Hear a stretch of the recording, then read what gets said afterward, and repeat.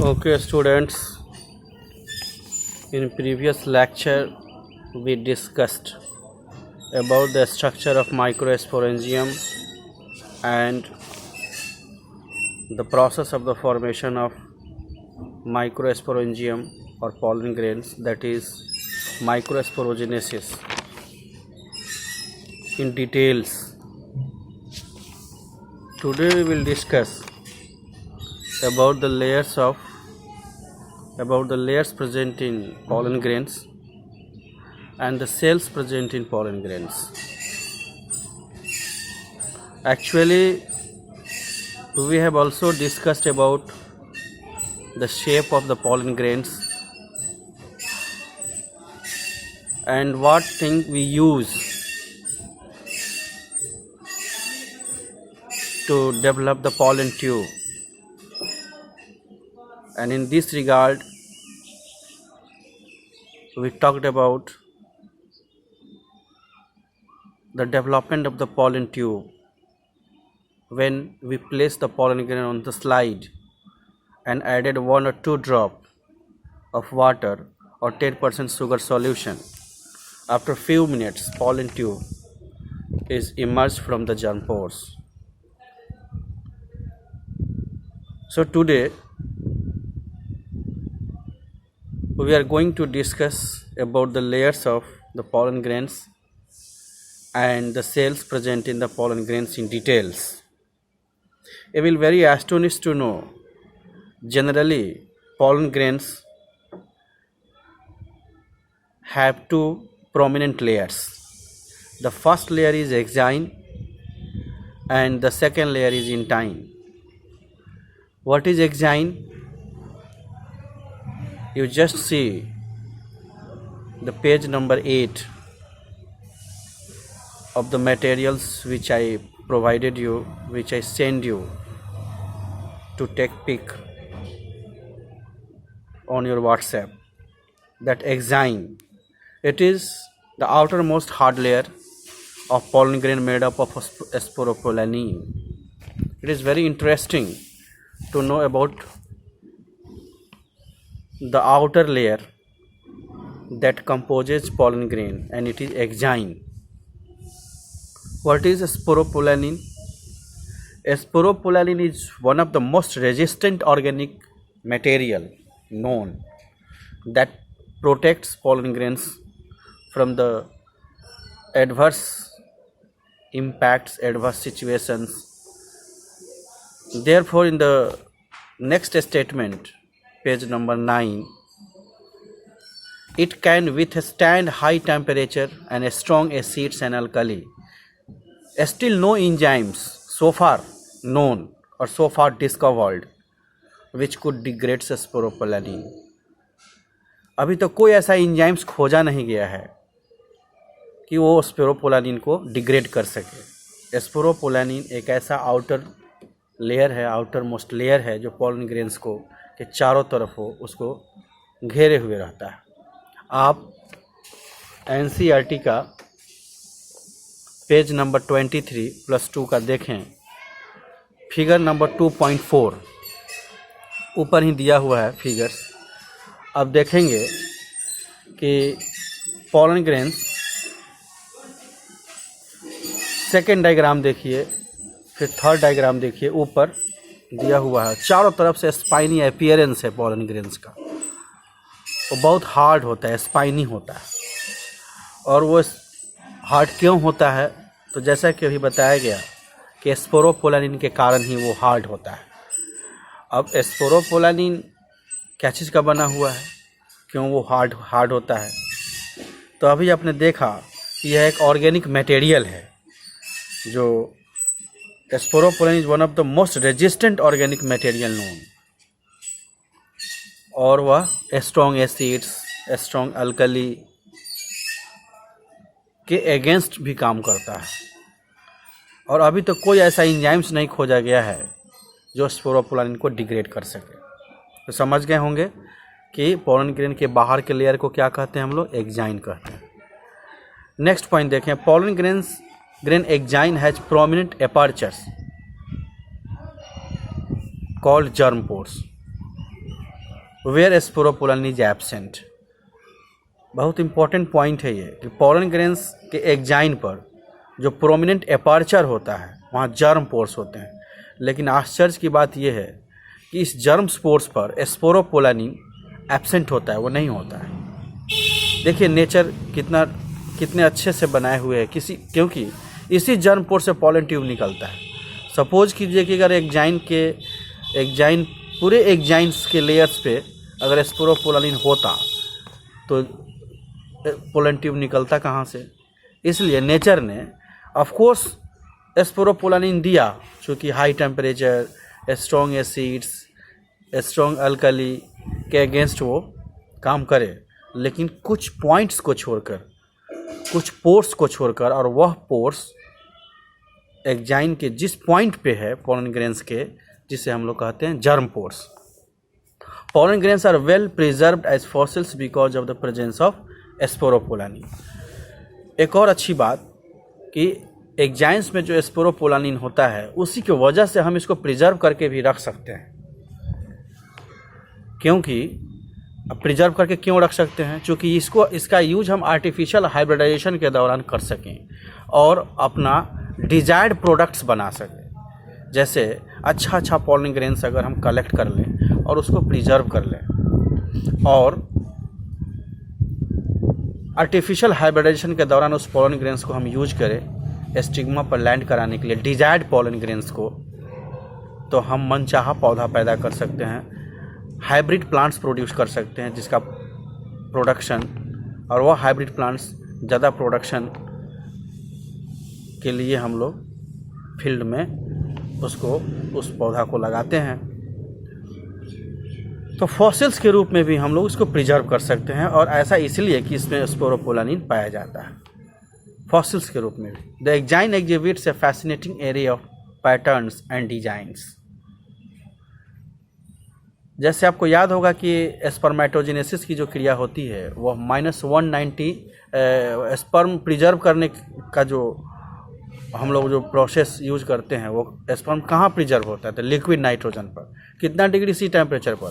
तो -196 degree centigrade पर sperm को प्रिजर्व किया जाता है। ठीक उसी तरीके से हम लोग तो उसको क्या बोलते हैं? स्पर्म बैंक बोलते हैं।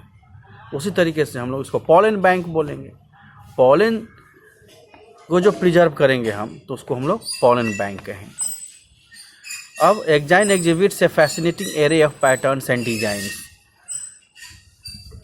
एग्जाइन्स जो होता है उसका बहुत तरह का आकर्षक डिजाइन्स होते हैं, बड़ा ही फैसिनेटिंग लुक होता है।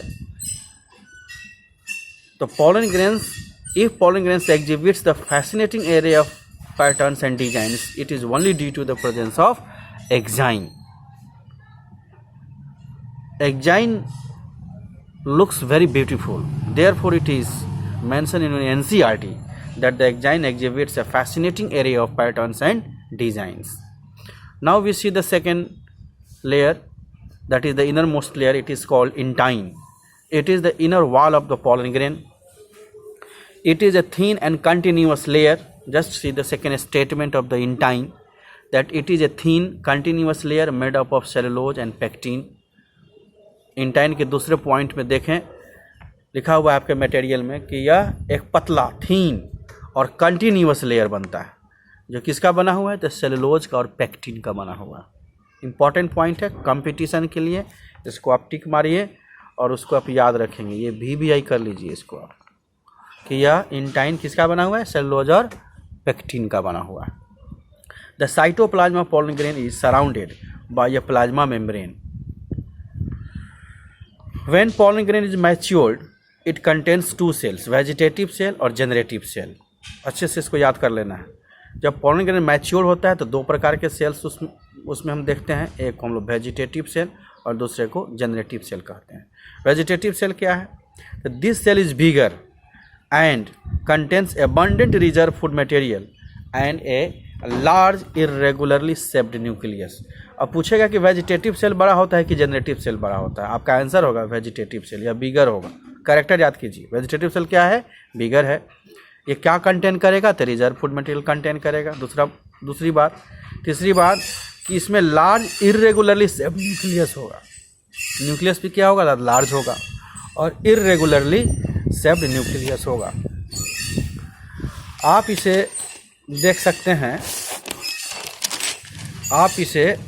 सकते हैं, एक डायग्राम में जो आपके एनसीईआरटी में है, पेज नंबर 23। आप देखें, ये ऊपर एक पॉलन ग्रेन का डायग्राम दिया हुआ है। ये वाला डायग्राम आप देखें, अगर दिखाई दे रहा हो,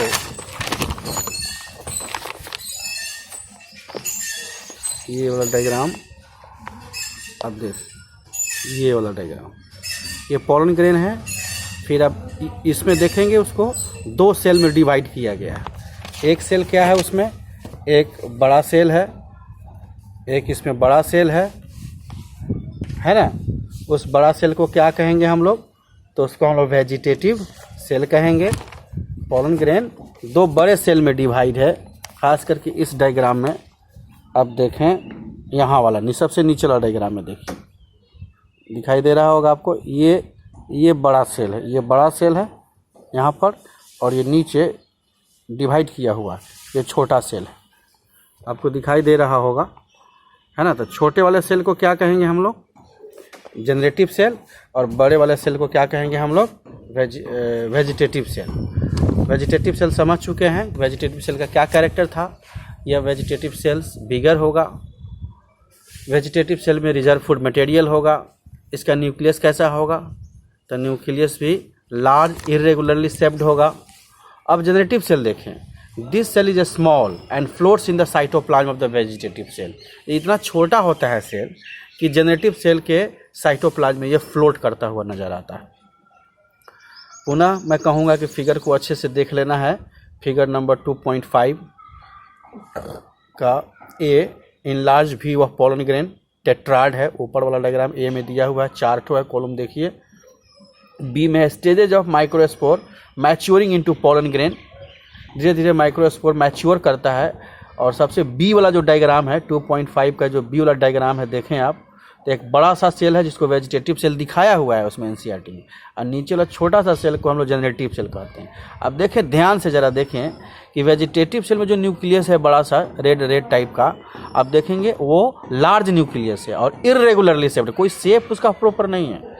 लेकिन जब छोटा सेल जो जनरेटिव सेल है उसका न्यूक्लियस छोटा है उसके रेस्पेक्ट में, और ऐसा प्रतीत होता है कि पूरे वेजिटेटिव सेल के साइटोप्लाज्म में जनरेटिव सेल फ्लोट करता हुआ नजर आता है। अब आगे देखें, it is a spindle shaped with the dense cytoplasm and nucleus. पूछेगा आपसे कि जनरेटिव सेल का शेप कैसा है, तो आपका आंसर होगा कि it is a spindle shaped with dense cytoplasm and A nucleus. In over 60% of angiosperm pollen grains are shed at this 2 celled stage। अब 60% जो एंजियोस्पर्मिक प्लांट्स हैं उसमें जो pollen grains हैं उसमें हम लोग देखते हैं कि 2 celled stage होता है। whereas as in remaining species generative cell divides into 2 male gametes mitotically before the pollen grains are shed। लेकिन जो रिमेनिंग जो एंजियोस्पर्मिक प्लांट है उसमें हम लोग देखते हैं कि generative cell divides into 2 male gametes, और यह जनरेटिव सेल 2 मेल गैमिट में डिवाइड हो जाता है mitotically before pollen grains are shed. Pollen grains के सेड होने से पहले तो कितना सेल स्टेज हो जाएगा, 3 सेल स्टेज हो जाएगा। आपको याद होगा, मैंने कई बार चर्चा किया है कि पॉलन ट्यूब में 2 ठो मेल गैमिट होता है ना। पॉलन ट्यूब में कितना मेल गैमिट आता है, तो 2 मेल गैमिट आता है। तो ये 2 मेल गैमिट करता क्या है, तो एक मेल गैमिट ये पूरा पॉलन ट्यूब ही ओव्यूल के माइक्रोपाइल को पेनिट्रेट करेगा, और एक मेल गैमिट जाकर जो है सो एक सेल से फ्यूज करके जाइगोट बनाएगा, और दूसरा मेल गैमिट पोलर न्यूक्लियस से फ्यूज करेगा जो इंडोस्पर्म बनाएगा।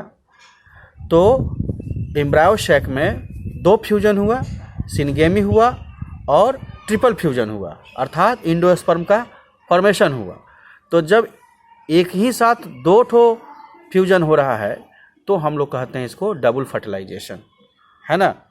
और जब इंडोस्पर्म बन जाता है एम्ब्रायो शैक में तो डेवलपिंग जाइगोट को वह इंडोस्पर्म उसको न्यूट्रिशन देता है। तो इट्स वेरी इंपॉर्टेंट पॉइंट कि when the 2 male gametes are formed in the pollen tube. The question is this, कि from which cell these two male gametes are formed? So your answer would be generative cell. Your answer would be generative cell. Okay? नीचे diagram दिया हुआ है, उसे आप देख लें. उसके बाद NCERT का देखें, पेज नंबर 24 ये हो चुका है.